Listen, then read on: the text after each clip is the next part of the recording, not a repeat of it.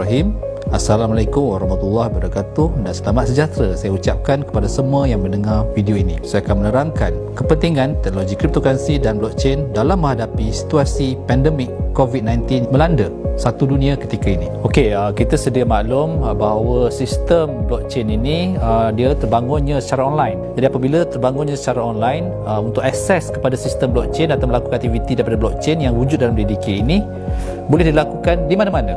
Walaupun dalam keadaan sekarang ni kita sedang mengalami satu wabak pandemik seluruh dunia, yang di mana COVID-19 ni jadi salah satu kekangan untuk setiap daripada kita untuk melakukan kerja-kerja harian ataupun kerja-kerja yang sering dilakukan untuk mencari pendapatan.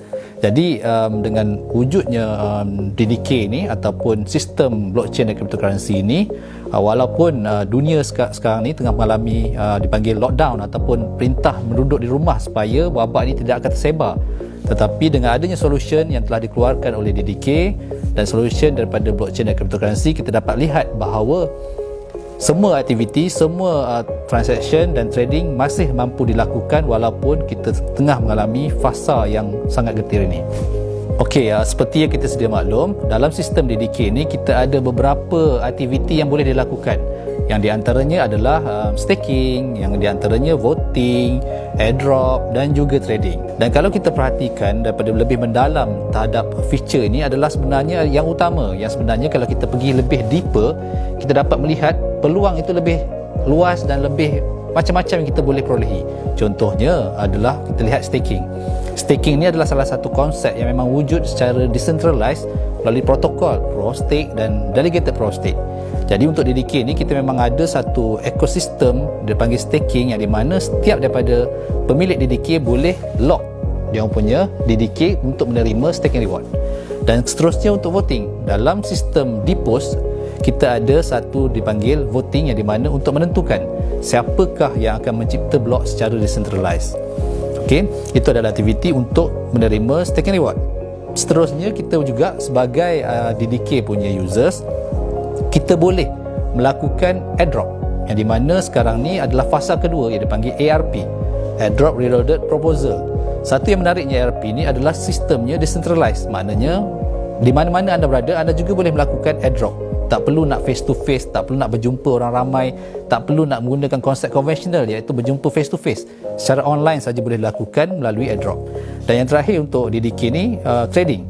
Jadi trading ni sebenarnya adalah gateway. DDK ni digunakan sebagai pintu ataupun gateway untuk anda belajar lebih mendalam tentang cryptocurrency yang banyak di luar sana, beribu-ribu. Bitcoin, Ethereum, XRP, LTC, EOS dan banyak lagi. Dengan adanya DDK ni, dengan adanya 4 konsep yang telah diterapkan dalam DDK ni, iaitu staking, voting, airdrop dan trading ni akan membuka lebih luas lagi you all punya perjalanan untuk memahami cryptocurrency dan blockchain ini dan menerima pendapatan secara selamat dan juga secara online. Okey, jadi sekarang ni saya percaya semua orang di luar sana, mana-mana negara pun sudah melakukan pencegahan ataupun setiap kerajaan-kerajaan telah melakukan supaya setiap daripada rakyat-rakyat dia duduk di rumah. Jadi untuk kita sebagai DDK users ataupun cryptocurrency trader players, sebenarnya ini adalah peluang. Kenapa saya beritahu ini sebagai peluang? Kerana kita perlu faham bahawa dengan terwujudnya wabak ini, setiap daripada perniagaan, setiap daripada urusan aktiviti harian, semuanya tergendala. Kita dapat melihat bahawa setiap negara seperti Italy, seperti US, seperti Spain telah mengalami satu fasa yang di mana bukan sahaja virus ini telah merisikokan nyawa mereka, tetapi juga terhadap ekonomi. Kita boleh melihat stock market Nasdaq, Dow Jones dan US dan negara-negara Europe seperti Italy disebabkan oleh virus ini telah mengalami satu fasa yang di mana belum ada presiden case sebelum ini, yang di mana ekonomi mereka teruji. Jadi kalau kita melihat daripada segi skop fundamental ekonomi yang berlaku daripada COVID ini, kita dapat melihat sebenarnya adalah salah satu usaha kita adalah untuk terus bekerja, terus mencari pendapatan melalui online saja. Dengan ini diharapkan maklumat ini dapat disampaikan kepada seluruh komuniti DDK dan juga kepada seluruh yang mendengar video ini. Sekian, terima kasih.